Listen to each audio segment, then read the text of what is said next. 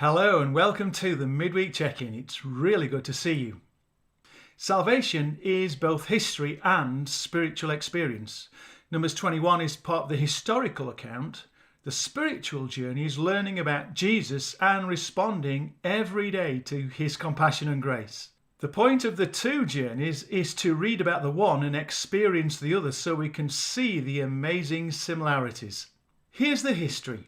Numbers 21 outlines the exploits of the second generation since the Israelites escaped from Egypt. Point is that this new generation had to learn the disciplines of being the chosen. The lectionary reading starts at verse 4 and is the specific account of the bronze serpent.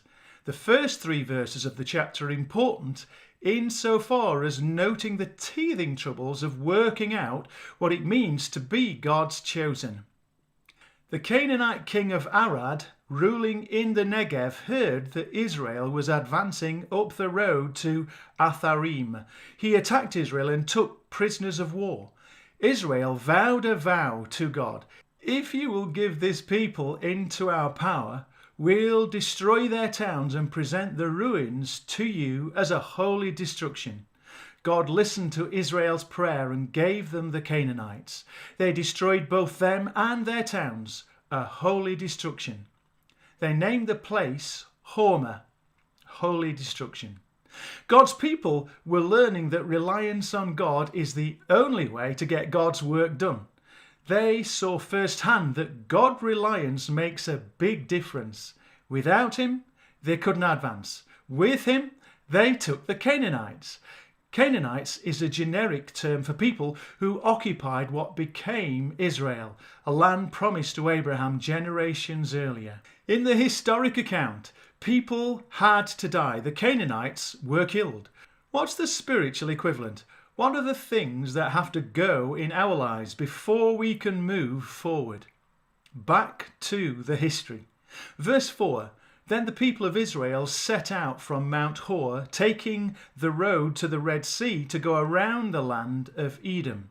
But the people grew impatient with the long journey, and they began to speak against God and Moses. Why have you brought us out of Egypt to die here in the wilderness? They complained. There is nothing to eat here and nothing to drink, and we hate this horrible manna. They're so close to the promised land. I reckon about 60 miles south of what would become Jerusalem. But the king of Edom wouldn't allow safe access through his territory, so they had to take a route that was through difficult terrain and was double the distance.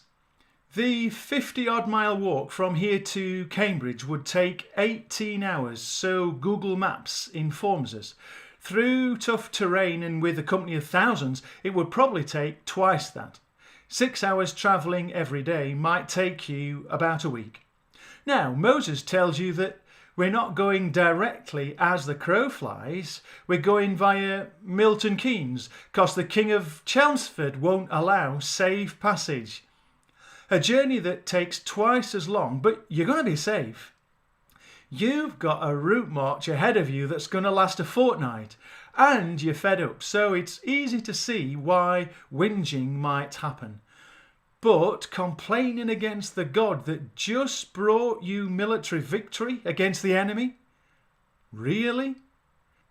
This new generation had a lot to learn about God, and it was on-the-job learning, and it was hard. But we need to immerse ourselves in the story so we can see the discipline of God and understand that, yes, even a God of love disciplines. The point is that it's especially because he's a God of love that he disciplines us.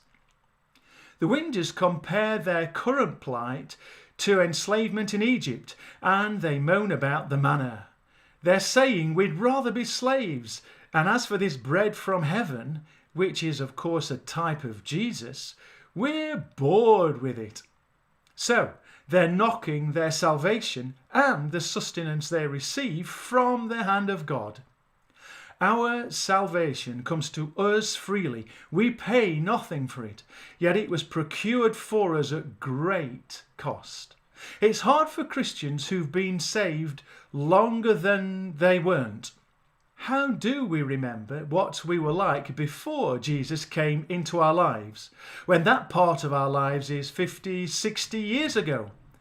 Part of the discipline of being a child of God is remembering the power and source of our salvation.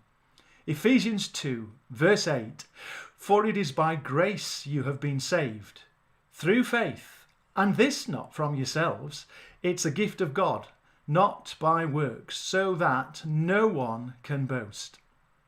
The Israelites had forgotten that God had saved them and that he was providing for them.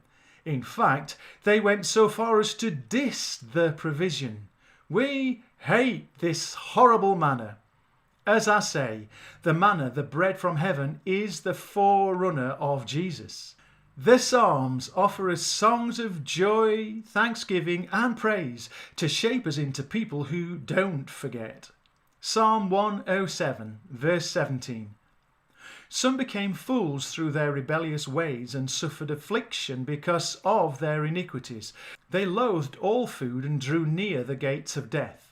Then they cried to the Lord in their trouble, and he saved them from their distress. He sent forth his word and healed them. He rescued them from the grave. Let them give thanks to the Lord for his unfailing love and his wonderful deeds for men. Let them sacrifice thanks offerings and tell of his works with songs of joy. Thank you for saving me." These historical lessons are there so that we learn from them. Verse 6, "So the Lord sent them poisonous snakes. They bit the people, and many of the Israelites died. The people came to Moses and said, 'We sinned when we grumbled at you and the Lord. Pray that the Lord will take away these snakes.' So Moses prayed for the people. The Lord said to Moses, 'Make a bronze snake and put it on a pole. When anyone who is bitten looks at it, that person will live.' So Moses made a bronze snake and put it on a pole. Then when a snake bit anyone, that person looked at the bronze snake and lived." Sin has consequences. Note that God again provided salvation, a way out of their mess, even though they'd whinged and complained about him. Notice also that he didn't take the snakes away. This is the discipline that God provides. It's a reminder to keep us focused on him. Yes, you'll still get bitten. You're in the world, and that's what happens. We get bitten. Moses made a bronze snake and lifted it up so that bitten people could see it and live. Just in case we think this archaic story has nothing to teach us, remember that Jesus points to it. John 3:14. "In the same way that Moses lifted the serpent in the desert so people could have something to see and then believe, it is necessary for the Son of Man to be lifted up, and everyone who looks up to him, trusting and expectant, will gain a real life, eternal life." Even though I was saved when I was 8 years old, I still believe that the choice to look to Jesus for my salvation has to be made afresh today, nearly 53 years later. Salvation is a journey, not a one-time decision. The Christian life is not winning one battle, it's being strong for the whole journey. Thanks for listening. Read these accounts again. Numbers 21, Psalm 107, Ephesians 2 and John 3. If you click the link, they're all there. Read them again and reflect on your salvation. Don't forget to be thankful and write about it.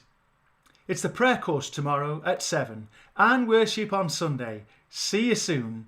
Be blessed and stay safe.